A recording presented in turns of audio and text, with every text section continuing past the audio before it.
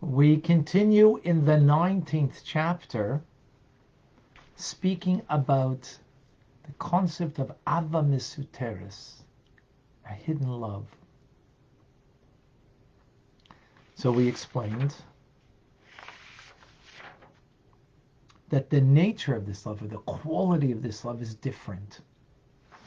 Love is usually a neediness that a person has to attach to another to feel whole, to feel better about themselves, more whole. That's usually the concept of love. All you need is love. What does it mean? Because through that, it's going to make you a more complete person. And that's the nature of human love. Yesh misha ayed. It's natural, but it's, in a sense, taking more than giving by its nature, right? In a sense.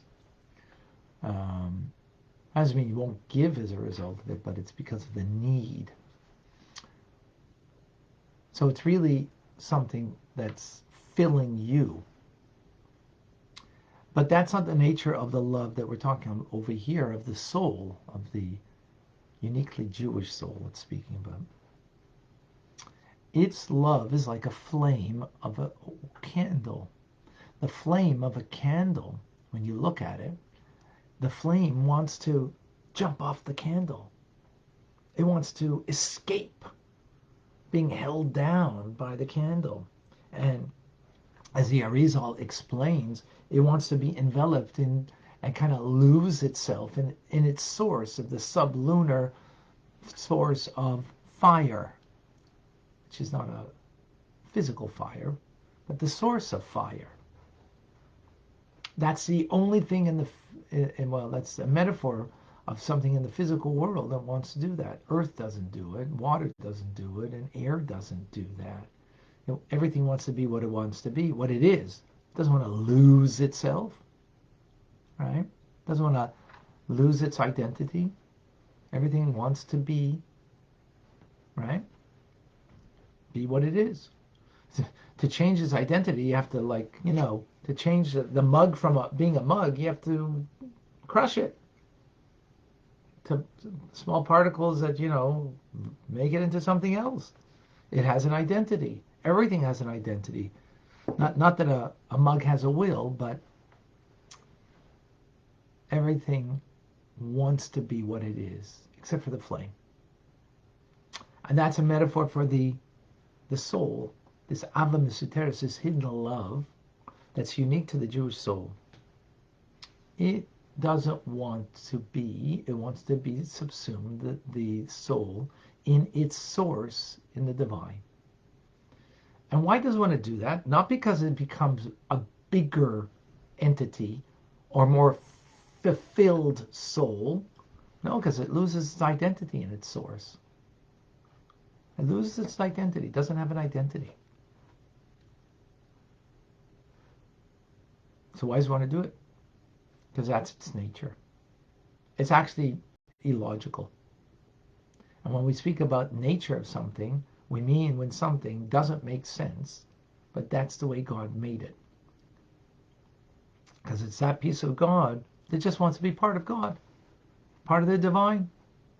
It's not looking like, spiritually, when you're looking for something, you want to grow, you want to become more developed, you want to become more whole as a person. So you want to get connected to something greater than you. And the greatest thing greater than you is Hashem, God. So that is filling a person. And that's wonderful, by the way, that everybody should do that. But that's not what we're talking about at all. That's in the human condition, seeking out something greater than you. That's beautiful. Right? But that's not this. That's not what this notion is. This notion is, like the flame, seeking to depart from the wick. The wick is holding it back down. So the soul wants to part from the body and to be subsumed in its source in the divine. And this is the general principle when we speak about the realm of holiness, Kedusha in Hebrew. Kedusha, holiness, is only that which derives from Chachma, Kodesh Elyon, which is called supernal holiness. So as we explained in previous classes, Chachma is the first of the 10 divine attributes and the first of the power of our soul. So in the divine attributes above, Chachma, we translate it as wisdom, but it's not a good translation of really what it is. So Chachma is nothing. It is a vessel for the Ein Sof, for the infinite of God, because it's nullified before its source. And therefore, it's nothing for itself, but just a reflection, a revelation of the divine Ein Sof, the infinite of God. Its very existence, Chachma, is nullified by the light of the Ein Sof. So it's nothing anything apart from the divine.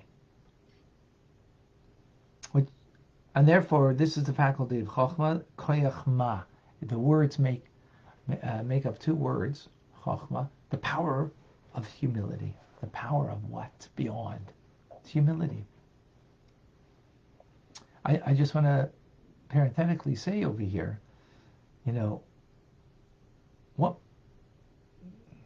made Moses, Moshe Rabbeinu, such a great person? What made him such a great person? Not for who he was, but for who he wasn't. He had such bittul, self-abnegation to the divine, that he just reflected the divine. There was nothing, no whim, no desire, nothing that separated him from the divine will and the divine connection. So usually when we speak about greatness of a person, we speak about certain qualities that they have that make them great. The quality of Moshe Rabbeinu is not what made him great, as he is a complete conduit to the divine, and therefore meaning that he's totally bottled, self-abnegated, nullified before the divine, and that's what makes something holy, and that's why he's such a holy person. Now that's in contrast to Klipa and Sitra Acher, which is the attitude, and this is a pagan idea or idolatrous idea of give, which was what Esav, who represents nations of the world, says, feed me, right? Started with Jacob and firstborn blessings. In any case, the point is over here, as you feel that you're an independent entity, separated from God, that's what Klipa is, right? In direct contrast to what Chochma is, whose nature is humility, self-nullification, not being separated from God, being united in one with God, right? Therefore, those that are from the realm of Klipa, the Talmud and the sages in the Talmud refer to such individuals as dead. Chachma gives life. Chachma Tachaya. It gives life, meaning self-abnegation, self-nullification. That is life, because God is the source of life, and you're nullified to God, the source of life. When you sense your independence from God, you're lacking chachma, in other words, the humility of being nullified to God, well, God, the source of life, then you're cut off from that source, and that's the concept of death. Right? So, by the way, just as the heathen will be called dead, so are the wicked and the sinners of the Jewish people. Right? They're also called dead, the walking dead in life. However, when the wicked and the sinners of the Jewish people are put before a test to sanctify God's name, in other words, they're put to a test of their faith, as has happened in the last 2,000 plus years, and beyond that. The Jewish people have been put to the test, right? The sword, or this other form of religion. What happened? They were sinners. They were removed from observance, Jewish life, committed to God, removed from it. But they still have the faculty of chachma in their soul. They still have this self-abnegation, that spark of godliness, that clothed within it is the Ein Sof of Hashem. But it's in a state of exile. The body is controlling their lives, the animal soul of Klippa. That, right? And that reigns over them in their lifetime. And they follow, the body talk, the neediness of the human condition, and not the divine one. So the faculty of Chokhmah is in exile, being that the animal soul and the body dominate the individual. Right?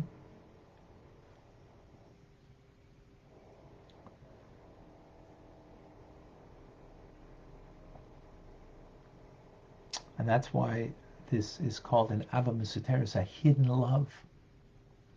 Because this love to be connected with your source is hidden, veiled by those who are removed from Jewish life in Klippa. And because it's removed, therefore, it allows for the spirit of folly to lead them to do wrong. Which is interesting.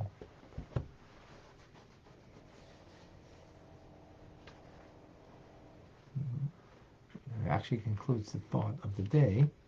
So, but the interesting point that we ended off over here is when the animal soul is controlling us, that doesn't mean we do bad things. We could do mitzvahs. We could do a lot of good things. But we're just doing things on a have. Give me. Let me fill me up. That's not bittul. So you could do mitzvahs and do it, for your own self-fulfillment. And as a result, the love of the divine soul is hidden. It's in exile. What that will do then is allow a spirit of folly to enter. In other words, to do a sin can only happen because the divine soul is not activated. It's hidden. It's in exile. It's imprisoned. And the animal soul is controlling the individual. So that now will allow the spirit of folly to enter, and you're going to do actually stupid things, sinful things, unhealthy things as a result. That's, but that comes from the outside. It's not the real you. That's not the real you. because that's the idea. The spirit of folly enters. Enters means entering into you, because it's not really a part of you. You're beyond that. So who's a healthy person spiritually? Well, let's take that from who's a healthy person physically. If I feel my head, because I got a headache, if I feel my neck, could use a little more stretching. I got a neck ache or a backache, right? You feel your back. God forbid you should feel your spleen. That would not be a good thing, right? In other words, an unhealthy person is when they feel something, right? They feel their tooth, it's aching, got a toothache. That's unhealthy. You gotta fix it. So who's a healthy person? You can learn from there. A healthy person doesn't feel what? They don't feel their neediness. They don't feel their lack. They don't feel what they're missing. Because they are whole, complete, and worthy. That doesn't mean there isn't a lack that you can grow and so on. Of course. And that's where we're unhealthy. But a healthy person, they don't feel their being. They just are. In other words, they don't feel, I need, I want, I lust. The lust that can lead to an addiction. Addiction, we know how unhealthy that is. But an addiction starts with a lust. The lust started with a desire, a wanting. So that is an unhealthy person from that point. Moshe Rabbeinu just wanted to connect, to do what God needed from him. That's all. And it was a direct connection to the divine. A direct conduit. There was nothing of himself but of the divine. That is Moshe Rabbeinu. He's truly a healthy person. The rest of us, right, are myself, not that way. Even though I'm not that way, that doesn't mean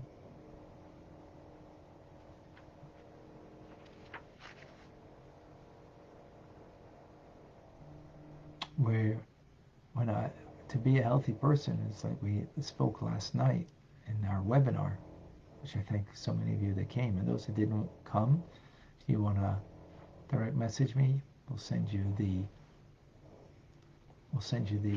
link.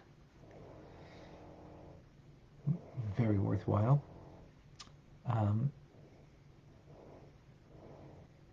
But the more we are aware of my whole complete and worthiness for who I am, for not what I do, but for who I am, then I'm on the road to becoming a healthy person. All right. Any questions? Any comments?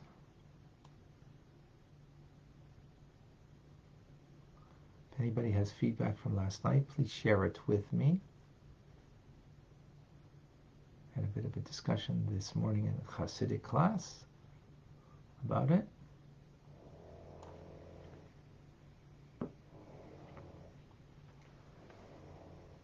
Okay, 1 second, Eliana. Let me just check over here.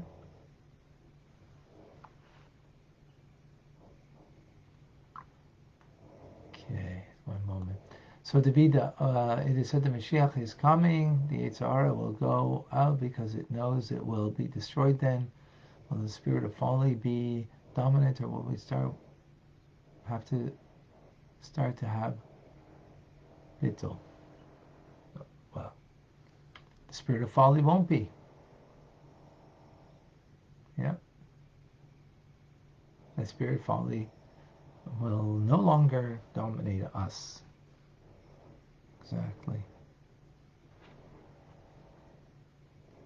All right. Aliana, please share with us. Okay, just make sure I was on, mute was on. So, being in the health and wellness field, one of the things that we talk about is that our body health is actually measured in how well we function and not how we feel, because we actually don't feel our dysfunction until we're probably about 60, somewhere between like around 60% at a lack of function. And then we're like, hey, I don't think I feel well. And so the way I take and understand what we've talked about today is not just how well do I feel, but what is my awareness of what I'm feeling and how do I become more aware? So I'm not just, and it's what I help people with in the health and wellness world, being in tune with the I, with your with yourself to the extent for your animal soul, so that wait a minute, something is off, something is where I'm not connecting with Hashem,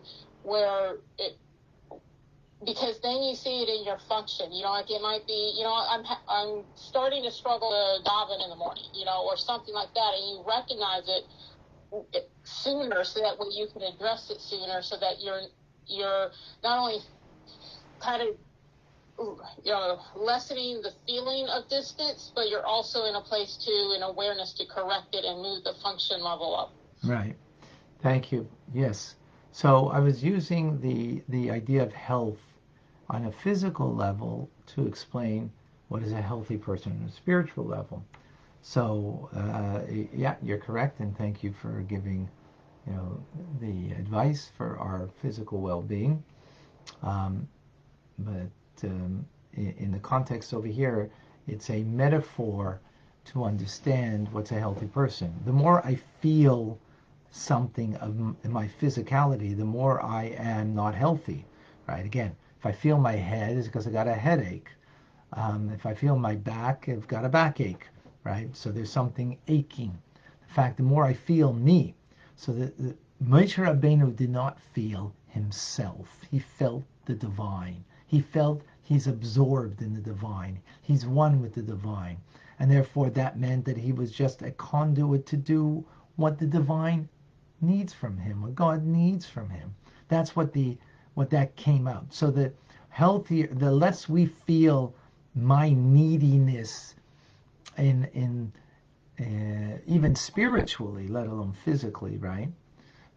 Even spiritually, if I feel my neediness, so I'm feeling the feeling of myself, and that is unhealthy. The more I am nullified to the divine, and therefore what that means is the more it's not about me, but what I'm needed for. That's what will express itself as a result.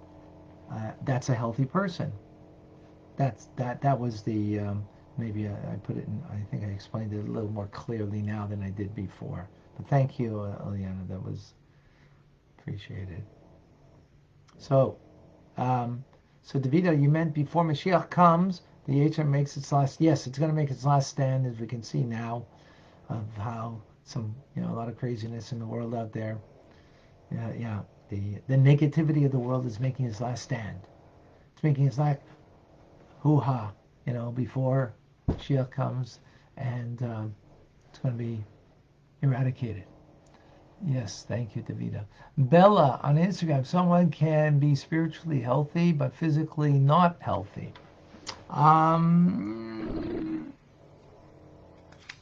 Possibly, yeah, it's possible. Ultimately, to be spiritually healthy, you need to be physically healthy too. That's the real truth. But it's possible. That's true. But more than likely not. Leah. Oh, thank you.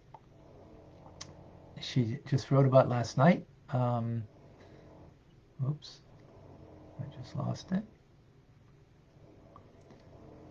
Had a great group last night. Truly enjoyed it.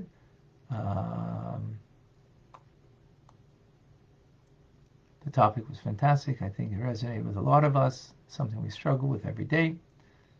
It reinstated the lessons from Tanya that we can apply in daily lives, much like the TRC. Thank you. Yes, we will eradicate it, Davida, by the bittul that we have. Absolutely correct. Absolutely. Okay. All right, folks. Beautiful. Rambam coming up. I'm Rabbi Ronnie Fine, coming to you from Chabad Zichron Kadeshim in Montreal, Canada, where it's a privilege and a pleasure to share with you the Tanya. Have an amazing, wonderful day. Thank you all.